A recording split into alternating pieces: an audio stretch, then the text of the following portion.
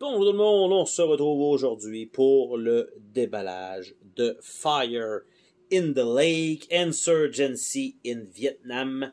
Et donc, c'est un jeu publié par GMT, donc une belle boîte comme ceci. Et c'est un jeu, il me semble, de 1 à 4 joueurs qui inclut un mode solitaire complet. Il y a aussi 2 expansions à côté qui existent et un mode solitaire supplémentaire qui change la mécanique on va dire, celui qui est inclus dans le jeu de base. Si je me trompe pas, c'est peut-être le 3e printing de ce jeu-là. Et visuellement, la carte, c'est pas attrayant. Visuellement, le jeu, c'est pas attrayant. Ok, la majorité des wargames sont comme ça, malheureusement. Mais si jamais vous passez par-dessus le visuel et que vous mettez le temps nécessaire, c'est-à-dire 1, 2, 3 lectures de règles sensiblement, la série des Coin Game de GMT, donc ceux-là ici, Coin Game, a une richesse de gameplay que à date j'ai vu inégalée dans d'autres jeux. Ok, j'ai joué à Distant Plane, qui était le premier que j'ai fait de celui-là, avec 4 factions asymétriques, que tu peux jouer à 2 et avoir 2 autres intelligences artificielles qui vont faire les 2 autres rôles. C'est parfait, c'est fonctionnel, à chaque fois que tu changes une pièce de place, ça touche à 4 autres compteurs. C'est très complexe comme mécanique, mais franchement, je dirais que le sentiment au bout d'avoir quasiment saigné du nez en forçant, là, c'est un peu ça, là, d'avoir compris comment ça fonctionne, on se sent bien. C'est ça que je veux dire. On se sent bien. Fait que, on va regarder ça ensemble. Qu'est-ce qu'on a là-dedans? Je m'attends pas à, comme je disais, des beautés. Par contre, GMT toujours efficace sur la qualité et l'épaisseur des matériels. On parle d'un 2.5 pour la boîte, donc ça, franchement, c'est bien. On a normalement 2 livrets d'instructions qui sont faits en genre de petits papiers moyens, mais fonctionnels. Et on a les règles. Ok, on a toujours 2 livrets comme ceci. Le playbook, beaucoup plus épais. On voit que ça va jusqu'à la liste de cartes à page 52. Cependant, il n'y a pas 52 pages de règles parce qu'on voit qu'il y a 46 et tout ça, ça n'a pas rapport nécessairement. Ce qu'on a besoin, c'est d'avoir peut-être aller jusqu'à 28-ish peut-être. Et ce que ça a l'air, c'est écrit toujours petit, comme ceci. C'est pas indiqué exactement les composantes et le setup. Ça part vraiment bizarre, ok? C'est toujours comme ça dans les livres, le playbook. Et ça nous dit, fais ça, le tour 1, il se passe telle chose, mais hop, arrêtez-vous à cette section-ci, allez dans le livre de règles et lisez la section 3.2.1. Là, tu t'en vas dans l'autre guide de règles et tu lis la section 3.2.1 pour comprendre qu'est-ce qui va se passer dans cette section-là. Donc, très, très, très long à lire, très complexe à comprendre, mais honnêtement, c'est toujours un régal une fois qu'on pogne la mécanique des factions. L'imbrication de tout ça, c'est fantastique. C'est fantastique, j'ai rien d'autre à dire là-dessus. Là. Donc, on a un livre comme ça qui est très, très, très épais. Et on a le livre de règles lui-même qui est uniquement des règles garrochées dans un ordre, je suppose, logique. Et juste lire ça, ça fait pas de sens. Ça vous prend aussi le playbook. Faut que vous lisiez sensiblement les deux. C'est un peu ça, là. Donc, tout simplement, pas trop d'images, pas trop clair, tu sais, c'est laid, ok? Mais c'est comme ça, Ça fait partie du deal de jouer à ces jeux-là. Après ça, on a la charte ici. Donc, je vois que c'est une 2e édition et non pas une 3e édition de la boîte. Et on a ici un paquet de feuillets, en fait, qui sont pour les joueurs. Et là, on voit qu'il y en a, en fait, il va en avoir 4. Parce que on peut avoir le joueur qui va jouer les Viet Cong et on a toutes ces actions-là possibles avec différents prérequis et évidemment effets. Et il y a des coûts associés à ça et comment on le fait. Tout est là-dessus. Et à l'intérieur de ça, on a comment fonctionne la République du Vietnam, on a comment fonctionnent les États-Unis, on a comment fonctionne le nord du Vietnam. Donc, on a tout ça là-dessus. Donc, chacun des joueurs va avoir son carton pour voir qu'est-ce que les autres peuvent faire. Donc, on en a normalement 4 qui sont fournis. Et je vous dis qu'il y en a présentement au moins 2, 3 et effectivement 4. J'en ai compté 4. Par la suite, on a, si jamais on a un joueur US qui est non-joueur, donc toute sa charte de qu'est-ce qu'il fait, est-ce qu'il fait une opération, est-ce que pour arriver à faire son tour. Même chose pour les Viet Cong, même chose pour tout ça, les insurgés, et on a toute la même chose, et je pense qu'on l'a, en fait, on l'a 2 fois. Donc, on a ça. Par la suite, on a ici ce qui a l'air d'être une aide de jeu. Donc, voilà, avec des instructions spéciales qui s'est écrit très petit.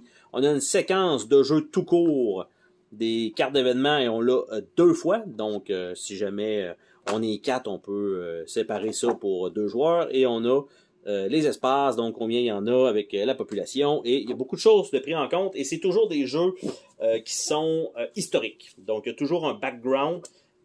Distant Plains, c'était en Afghanistan et ils nous disent beaucoup comment fonctionne la religion avec les types de groupes qui sont là, les séparations des peuples. Et c'est vraiment, une fois qu'on, tu sais, si vous embarquez, vous allez vraiment apprécier votre moment, mais c'est difficile d'embarquer. C'est vraiment ça.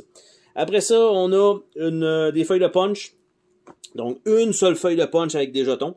Donc, on a ici des coin control. Après ça, on a des top guns. On a une couple de petits jetons, là, tout simplement, qui vont servir à indiquer des choses sur le plateau. Et l'autre côté, souvent, c'est un peu la même chose.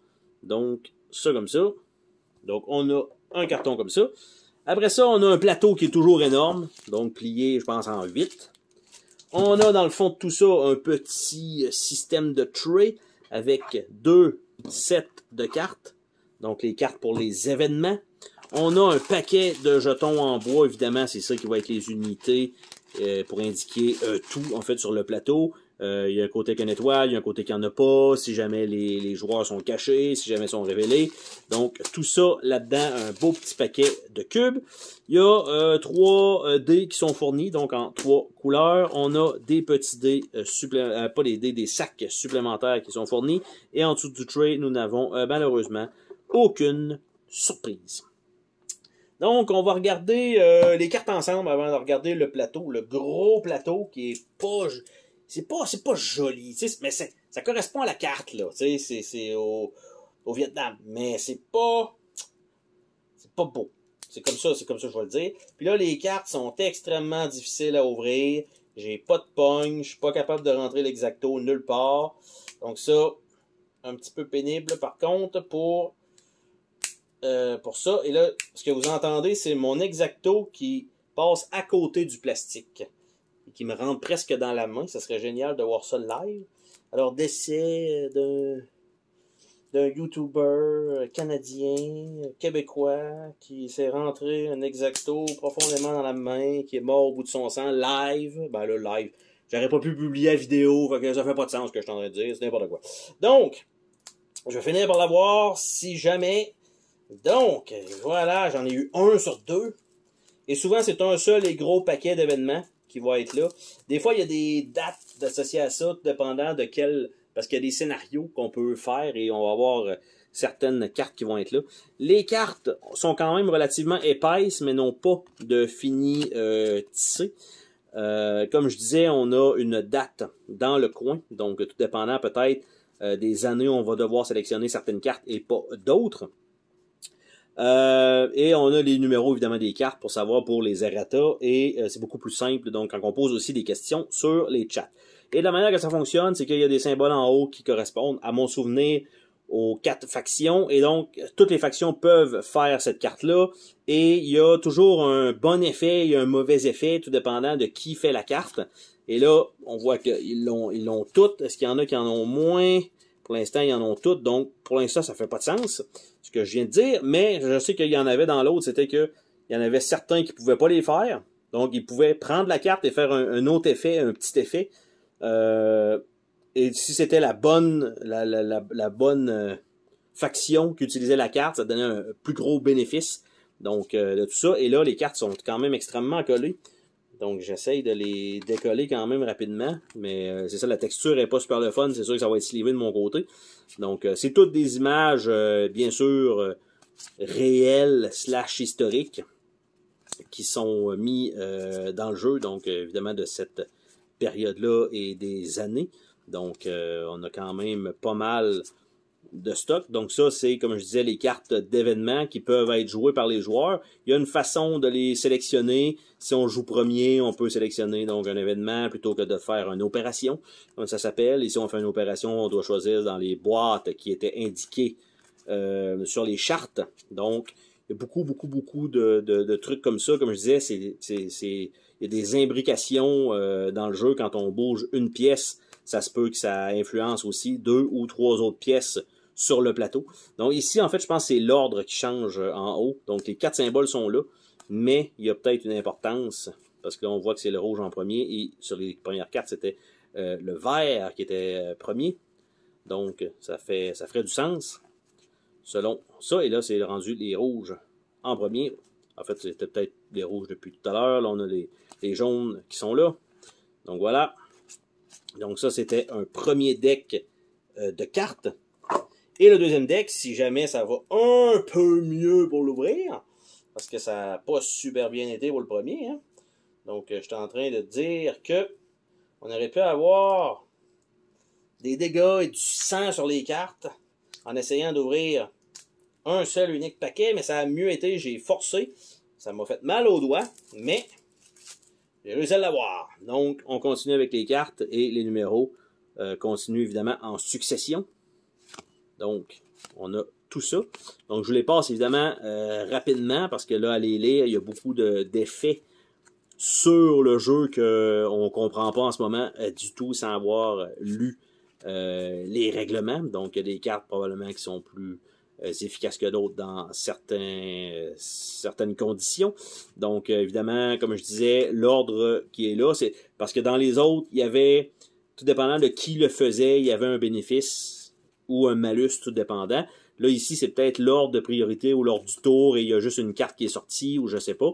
Ça va être à voir, évidemment, avec les règles parce qu'ils ont toutes, oui, la mécanique du coin game est que vous avez des factions asymétriques qui ont des objectifs asymétriques, qui ont des actions asymétriques et qu'ils ont leurs ressources asymétriques. Mais tout influence toutes les autres factions. Donc, c'est ça qui est difficile en fait à comprendre comme concept.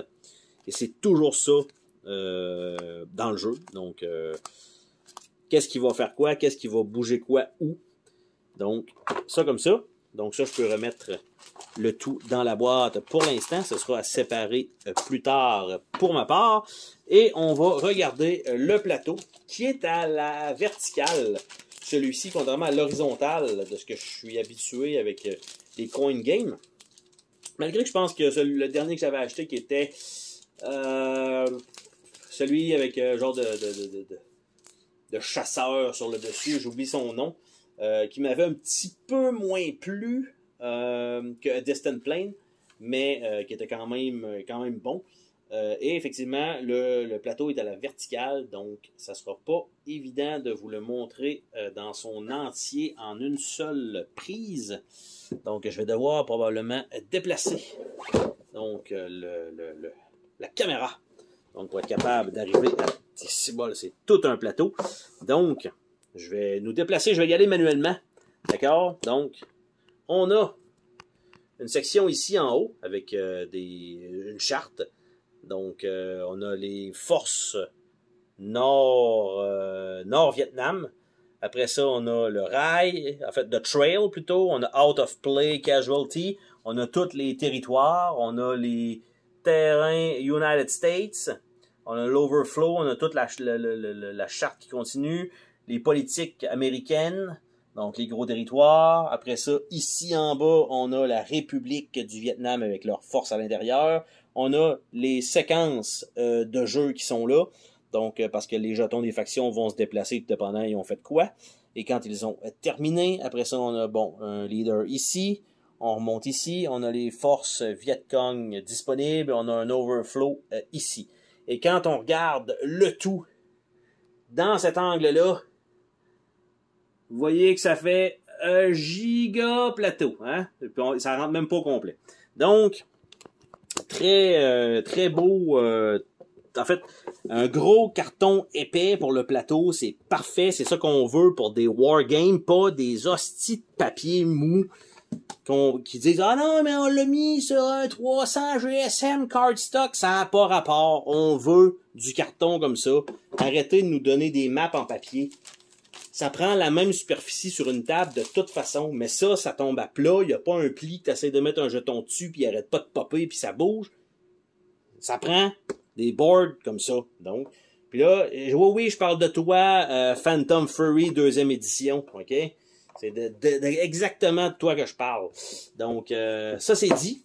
Et donc, ça fait le tour de ce déballage pour Fire in the Lake. Donc, j'ai bien hâte d'essayer ce jeu-là. Évidemment, je me prévois une bonne journée complète, probablement un bon 10 heures, incluant 3-4 heures de règles avant de commencer la partie.